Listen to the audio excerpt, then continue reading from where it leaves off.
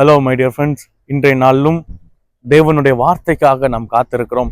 இன்றைய கர்த்தர் ஒரு வார்த்தை நினைப்பூட்டுகிறார் என்னவென்றால், அவருடைய கோபம் ஒரு நிமிஷம், அவருடைய தயவோ நீடிய வாழ்வு. சாயங்காலத்திலே அழுகை உண்டாகும், விடியற்காலத்திலே களிப்பு உண்டாகும். இன்றைய நாளிலும் தேவன் நம்மை களிப்பினால் நிரப்ப போகிறார். நம்முடைய வாழ்வை தேவன் சந்தோஷத்தினாலும் மகிழ்ச்சியினாலும் களிப்பினாலும் நிறைவேற்ற போகிறார்.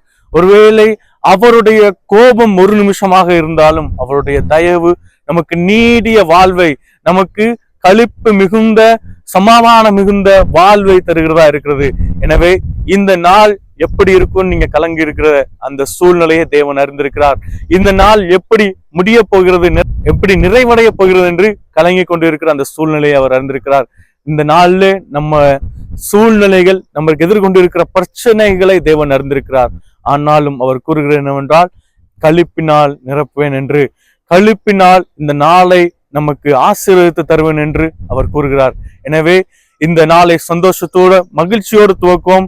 தேவன் தாமே நம்மை ஆசீர்வதித்து நடத்துவார். God bless you all.